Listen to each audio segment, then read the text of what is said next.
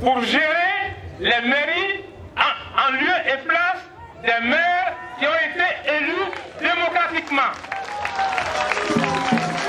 Je vous rappelle que lorsque, en 1989, alors vice-président de l'Assemblée nationale, j'ai été arrêté, mis en résistance surveillée pendant 3 mois, parce que on m'a retrouvé avec le manifeste d'un parti clandestin. J'ai été en résistance surveillée pendant 3 mois. Mais le président Houphouët-Boigny n'a pas osé me mettre en détention parce que j'avais une immunité parlementaire. Et la résolution que je vous suggère, c'est le rassemblement de l'ensemble du peuple de Côte d'Ivoire pour faire face au fascisme qui s'installe. En lieu et place de notre carte d'identité ivoirienne, il va falloir exhiber la carte d'adhésion au HDP pour faire preuve de sa nationalité ivoirienne. Comme dans le passé, quand Houphouët-Boigny s'est levé pour se battre pour l'indépendance de la Côte d'Ivoire, il y a eu un consensus. La Côte d'Ivoire a besoin de ce consensus aujourd'hui. Nous réglerons les problèmes de parti et d'idéologie après. Il y a tellement d'intelligence dans ce pays qu'il ne faut pas se faire d'illusions.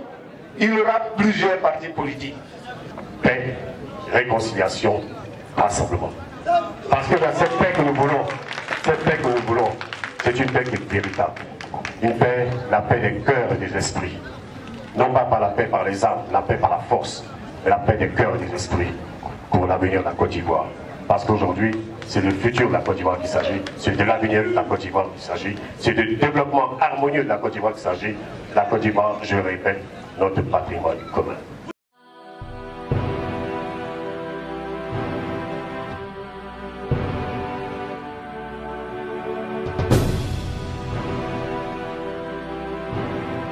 Comme le recommande le président de l'Assemblée nationale, Guillaume Soro, c'est dans le cadre de la réconciliation, de l'union de toutes les Ivoiriennes et de tous les Ivoiriens que nous arriverons à restaurer la dignité de notre peuple.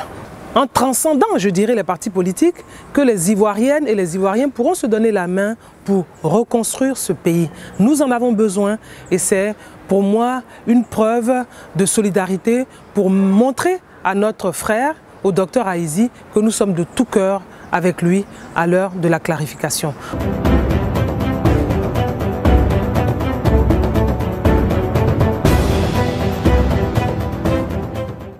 Après 24 ans de violence continue, dont la crise post-électorale a constitué le paroxysme, avec ses milliers de morts, la cohésion sociale et le vivre ensemble ont volé en éclats.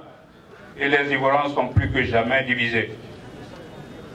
Et lorsque vous parlez de réconciliation, le régime RDR vous répond RHDP unifié, c'est-à-dire la pensée unique du maître.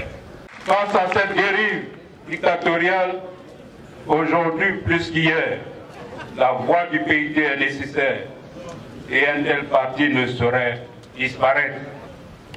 Le masque de l'émergence annoncé à corps et à cri est tombé. Les résultats socio-économiques sont là. Ils sont en mer.